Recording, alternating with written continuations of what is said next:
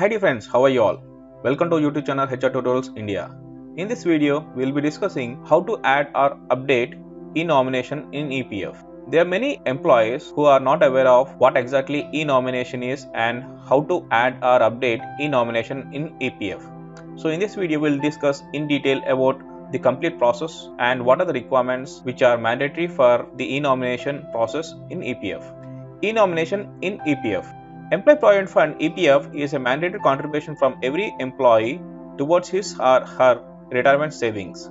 The best benefit of EPF is that it gives retirement pension and pension retrieval to self and also to their family. As we already seen in our previous videos, what is EPF and what are the different benefits of EPF is. So, the government has took up a step and made EPF contribution as a mandatory for every employee towards his or saving at the time of retirement. The best benefits of EPF are retirement pension and pension retrieval not only for self but also for their family at the time of retirement or demise.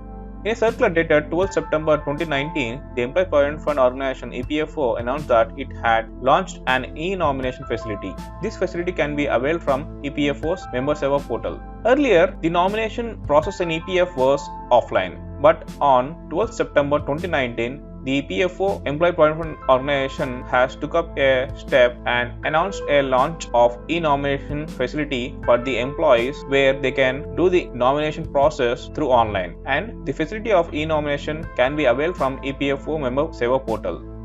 Benefits of e-nomination in EPF. Retirement fund body Employees Provident Fund Organisation (EPFO) allows subscribers to submit their EPF Provident Fund accounts nomination details online via Office portal Unified Portal member.epfindia.gov.in.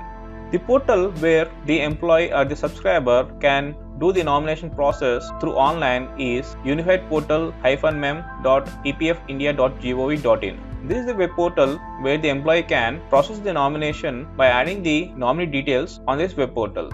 If you are an Employee Provident Fund or EPF account holder, it is important to nominate someone in your account so that in the event of your death, the nominee can easily claim the money. Then only the nominated members can withdraw the EPF savings in the event of subscriber's sudden demise. Subscribers can nominate more than one nominee and also fix the percentage of sharing among all such nominees.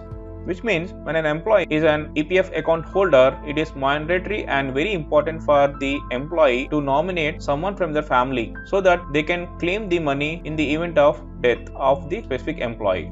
If an employee is not nominated any of their family members, then it will be very difficult for the family members to claim the EPF amount if there is an event of death of the employee. So it is very important, and e-nomination plays a very vital role in EPF. By the process of e-nomination, it is very easy for the family members to withdraw the EPF savings in the event of subscribers' sudden demise. And there is an option for the subscribers or the employees to nominate not only single nominee but more than one nominee. And there is also an option wherein the percentage of sharings of all such nominees can be shared accordingly. Rules for e-nominee in EPF. The rule of nomination in your EPF account and EPS Employees Pension Scheme account are different. As per the EPF Act, only defined family members can be nominated in your EPF account. Under the EPF Act, family means in case of a male member, his wife, his children, whether married or unmarried, his dependent parents, and his deceased son's widow and children. And in case of female member, her husband, her children, whether married or unmarried, her dependent parents, her husband's dependent parents, and her deceased son, widow, and children. So there is a definition for family in case of an employee is a male, wherein the dependents will be wife, children, dependent parents, deceased son, widow, and children. Whereas if the employee is a female, then the family is defined as her husband, children, her dependent parents, husband dependent parents, and her deceased son, widow, and children. So these are the family members who has the right to get nominated in EPF, and these are the members who are considered to be the family members. However, in case of EPS account, only spouse and children can be nominated. As we have seen, EPF and EPS are totally different. In case of nomination with regards to EPS account, only spouse and children can be nominated. Requirements for e-nomination in EPF. Now let us see what are the minimum rules, minimum requirements to get e-nominated in EPF. To avail EPFO's online nomination facility, the subscribers and the nominees must have the following, which are mandatory. Subscriber requirements. Let us now see what are the subscriber requirements are. Subscribers is nothing but an employee, and what are the mandatory requirements from employee side. The subscriber should have an active UN universal account number. Aadhaar card should be seeded to subscriber's EPF account. Aadhaar card should be linked with subscriber's mobile number. Bank account details, that is account number and IFSC code, also should be seeded to subscriber's EPF account. The subscriber's personal details such as address, mobile number must be updated on the member's sewa portal. Digital photo of subscriber should be uploaded on the sewa portal. The subscriber should also have the Aadhaar virtual ID for the process of e-nomination. So these are the minimum requirements or the mandatory requirements from employees or the subscriber's side. Nominees requirements. Now let us see what are the mandatory requirements from nominees side. Aadhaar card and number of the nominee. Bank account details such as account number and IFSC code of the nominee. And digital photograph of the nominee. So these are the requirements from the nominees side which are mandatory for processing the e-nomination in EPF. Step-by-step process to add and submit e-nomination in EPF. So dear friends, now we have come to the final step where we will be understanding the process to add and submit e-nomination in EPF.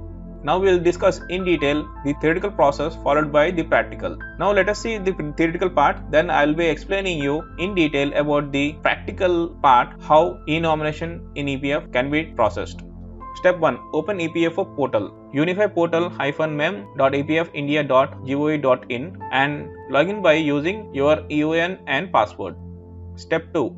A pop-up will show up in the nomination is not registered. Alternatively, you can make the nomination through e-nomination option under the Manage tab. Step 3. Your details like UN name, date of birth, gender, etc. are displayed. Provide your current and permanent address details here. Click on Save button. Step 4. While making your e-nomination, you will be required to make certain declaration. On the new web page, the portal will ask you having family. You will be required to answer this as yes or no using the radio button. Step 5. Now click on yes to update the family declaration. Go to add family members and add the details of your family members whom you want to nominate.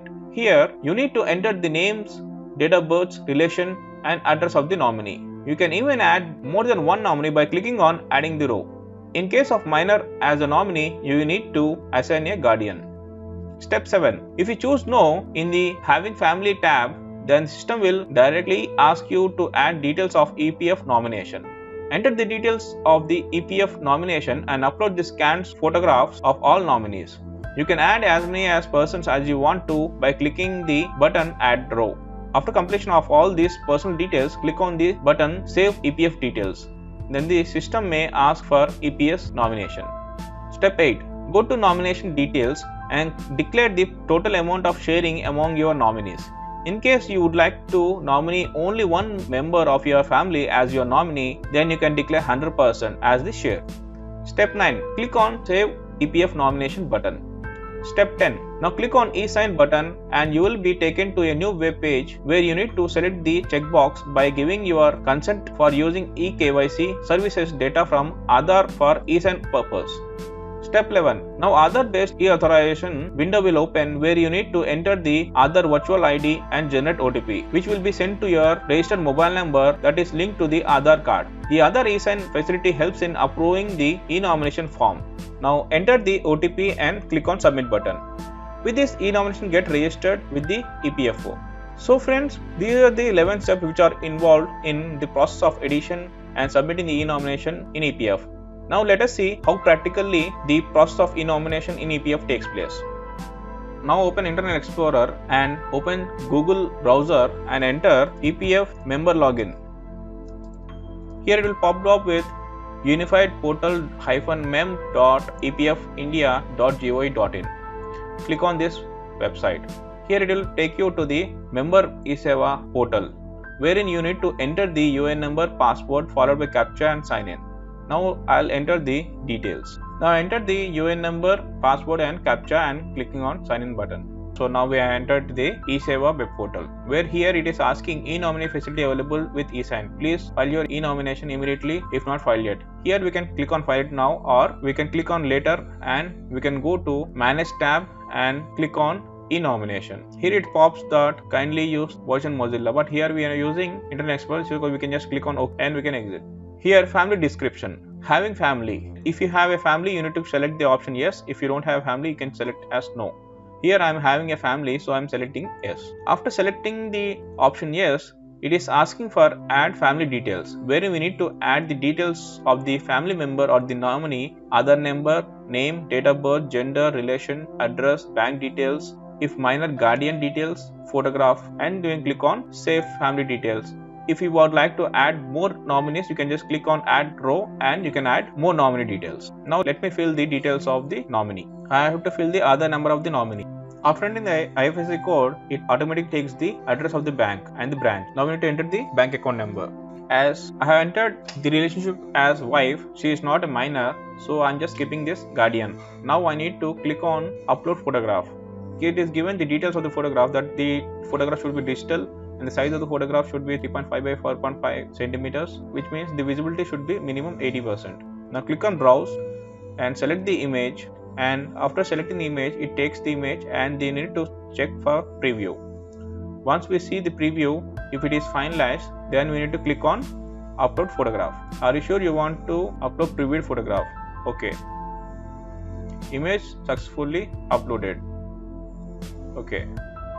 So here we can see that the image is successfully uploaded. As I don't have any other nominee details, I am not clicking on add row. So I am clicking on save family details. By clicking on the save family details, the details of the nominee will be saved. Here we can see that family details saved successfully. Now the next step is we need to give the e-nomination sharing percentage.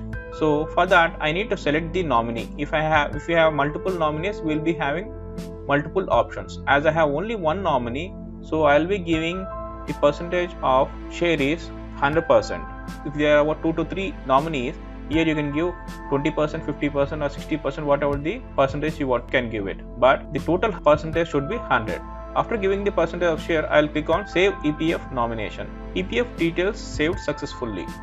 Now, if you want to view the details of the nominee, you can click on view. Now after that, if you want to edit, you can click here and you can edit if you want to make any changes. I don't want to make any changes. So now I'll go to the next final step, that is e-sign. For this we need to e-sign. So we need to click on e-sign. Do you wish to proceed to e-sign registration? Click on proceed. Now it will be directed to Digital India Power to Empower, where it is an Aadhaar linked EPF. Here Aadhaar is linked to this. If you have a virtual ID, you can just enter the virtual Aadhaar and you can proceed further. But if you don't have a virtual ID, then you can generate the virtual ID by clicking on generate or get virtual ID. So here it will pop up the website. So copy this website and open a new tab and paste the website and enter. Or else you can just go into resident.uidai.gov.in. On the tab other services, virtual ID generator. Here you can click on virtual ID generator and you can generate the virtual ID. By clicking on the virtual ID generator, you will be pop up to new page wherein it will be asking for your Aadhaar number, wherein we need to enter the 12-digit Aadhaar number.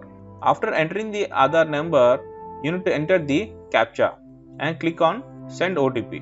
Make sure that your Aadhaar number is linked with your mobile number. After clicking on send OTP, an OTP will be sent to your mobile number which is linked to Aadhaar number.